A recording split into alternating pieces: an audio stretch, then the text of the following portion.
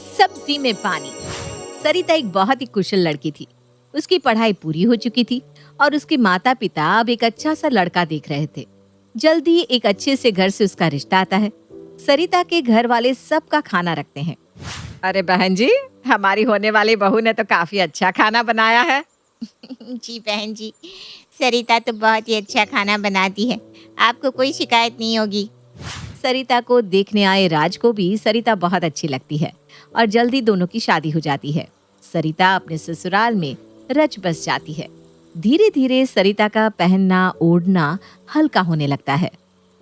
अरे सरिता, अभी नई नई शादी तो हुई है, ऐसी हल्की साड़ियाँ क्यों पहनने लग गई? ना ही मैचिंग की बिंदी लगाई है। सरिता कुछ कहती नहीं, बस चली जाती है। एक सुबह सरिता की सास उसे कहती है कि दोपहर के खाने पर मेहमान आ रहे हैं तो कुछ अच्छा सा बना ले। वो हाँ भी कर देती है और तैयारी में लग जाती है। कुछ देर बाद कुछ लोग आते हैं। अरे भाई विद्या, बहू क्या रसोई में पकवान ही बनाती रहेगी या फिर खिलाएगी भी? अरे अरे, ला रही है। मेरी बहू बहुत ही स्वादिष्ट खाना बनाती है, उंगलियां चाटते रह जाओगे तुम लोग। इतनी ही देर में सरिता सबके लिए सूप लेकर आती है। सब बड़े चाव से खाना चालू करते हैं, पर सबका मुंह बन जाता है। सब ने एक एक चम्मच पीकर ही बाउल रख दिया। सब एक दूसरे का मुंह देखने लगे। भाई विद्या, तुम तो बहुत तारीफ कर रही थी अपनी बहू की, पर ये सूप तो ऐसा लग रहा है जैसे पानी मिला दिया हो सब्जियों में। विद्या को भी समझ में नहीं आता कि बहू को आज क्या हो गया जो उसने ऐसा सूप बना दिया। अरे नहीं नहीं, है ना, हो जाता है कभी कभी। खाना खाओगे ना तब पता चलेगा मेरी बहू के हाथ में कितना स्वाद है। थोड़ी देर में सरिता टेबल पर खाना लगाती है। वो 2-3 चीजें लाकर रख देती है, बस दाल, रायता और रोटी। विद्या को कुछ समझ में नहीं आता, पर मेहमानों के सामने कुछ बोलती नहीं। उनके जाने के बाद, आज तो तूने मेरी नाक ही कटवा दी, मैं कभी नहीं भूलूंगी। जब इतना पहले से बता दिया था कि मेहमान आने वाले हैं, ध्यान क्यों नहीं रखा? जब घर आए थे तुम्हारे तब तो बहुत अच्छा खाना बनाया था तुमने, क्या वो किसी और ने बनाया था? माँ जी, वो मैंने इनको। विद्या सरिता की पूरी बात सुनती ही नहीं और काफी गुस्सा हो जाती है। दरअसल सरिता ने अपने पति राज को बोला था कुछ सामान लाने के लिए, पर उसने लाकर नहीं दिया। सरिता के साथ ये बहुत बार होता था, पर वो नई नई थी तो किसी से कुछ कह नहीं पाती थी। शाम को सरिता की सास विद्या अपने बेटे राज से सरिता की बुराई करती है। राज, आज इस सरिता ने अच्छा नहीं किया, मेरी इतनी बेइज्जती करवाई है इसने। कब से बता दिया था कि आज मेहमान आने वाले हैं, फिर भी इसने दाल रोटी के साथ उनको निपटा दिया। यही सिखाया है इसकी माँ ने। राज अपनी माँ को कुछ नहीं बताता कि कैसे सरिता ने तो उसे सामान लाने को बोला था, पर वही नहीं लाया था, बल्कि वो अपनी माँ के सामने सरिता को ही डांट लगाता है। तुमसे इतना सा काम नहीं होता? जब मम्मी ने बता दिया था कि क्या क्या बनाना है तो तुमने बनाया क्यों नहीं? क्या इस घर को अपना नहीं मानती? ऐसा है तो चली जाओ अपने घर। ये सब सुनकर सरिता बिल्कुल सन्न रह जाती है कि कैसे उसका पति झूठ बोल रहा है और अपनी माँ के सामने उसे नीचा दिखा रहा है। वो चुपचाप अपने कमरे में चली जाती है। सरिता परेशान होकर अपनी बहन को फोन करती है और पूरी बात बताती है कि किस तरह उसका पति राज उसे खर्चा नहीं देता, और फिर सास उसे बातें भी सुनाती है। तो बात करके देखना सास से। अरे क्या बोलूं, वो इतना तेज चिल्लाती है, कोई कुछ कह ही नहीं सकता उनसे। बस सरिता अपना दिल हल्का करके फोन रख देती है। एक शाम, सुनो सरिता, आज सबके लिए खिचड़ी बना लो, बहुत दिन से भारी भारी खाना हो रहा है। पर माँ जी, खिचड़ी के चावल तो है ही नहीं। क्या क्यों नहीं है चावल? अरे पिछले हफ्ते ही तो सारा राशन लाई हो। हाँ, पर वो खिचड़ी के चावल 100 ग्राम ही लाई थी। 100 ग्राम? इतने से? क्या तुम्हारे घर में 100 ग्राम सामान ही आता है? तुम्हें राशन का हिसाब रखना भी नहीं आता क्या? सरिता कुछ बोल नहीं पाती। उसे समझ में नहीं आ रहा होता कि वो क्या करे। सास को कैसे बताए कि राज उसे ज्यादा पैसे देता ही नहीं। सरिता परेशान हो जाती है। वो अपना दिल हल्का करने के लिए अपनी बहन को घर बुलाती है और सब बताती है कि किस तरह उसकी सास उसे बात बात पर ताने मारती रहती है और उसका पति भी उसका साथ नहीं देता। ये सब तो सही नहीं है। पर राज मुझे बिल्कुल खर्चा नहीं देते। अब ऐसे में मैं क्या करूं? वो जितना खर्चा देते हैं उसी में तो घर चला रही हूँ। अरे पर उनकी कमाई तो लाखों में है ना, तुझे कितना देते हैं? पूरे महीने के बस 5,000। है 5,000? ऐसे कैसे काम चलता होगा? तुझे सास से बात करनी चाहिए। वो दोनों बात कर ही रहे होते हैं कि तभी सरिता की सास उसको अपनी बहन के लिए चाय बनाने को बोलती है। थोड़ी देर में सरिता विनीता के लिए आधा कप ही चाय लाती है और उसके साथ पार्ले जी बिस्किट भी लाती है। यह क्या बहू, तुम्हारी बहन पहली बार हमारे घर आई है और तुम उसको ये खिला पिला रही हो? माँ जी, वो बिस्कुट तो यही आए हैं इस बार। क्या? ये बिस्कुट क्यों आए हैं?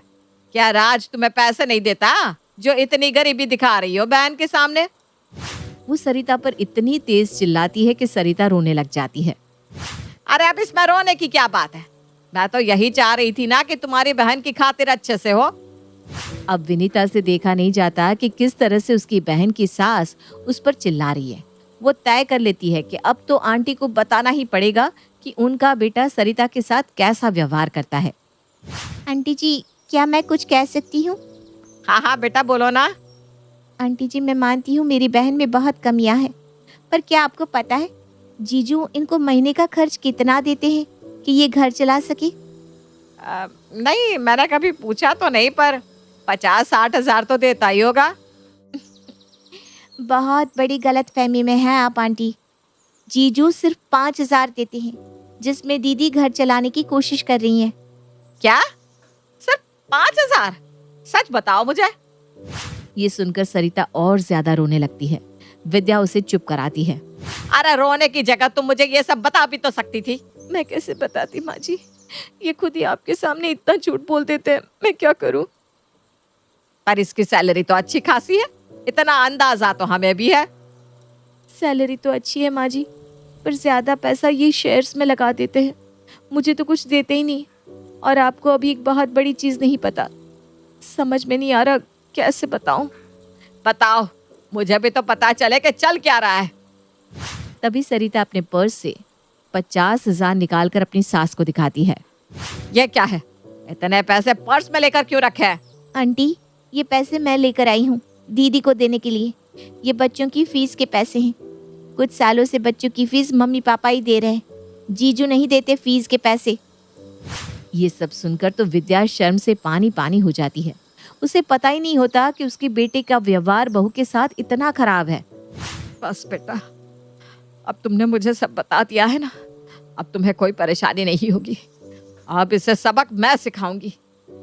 सरिता की सास को अब समझ में आ जाता है कि क्यों कभी सब्जी में पानी ज्यादा था तो कभी घर में राशन जल्दी से खत्म हो जाता था। अब उसे अपने बर्ताव पर पछतावा हो रहा था, पर अब उसने सोच लिया था कि आगे से ऐसा नहीं होगा।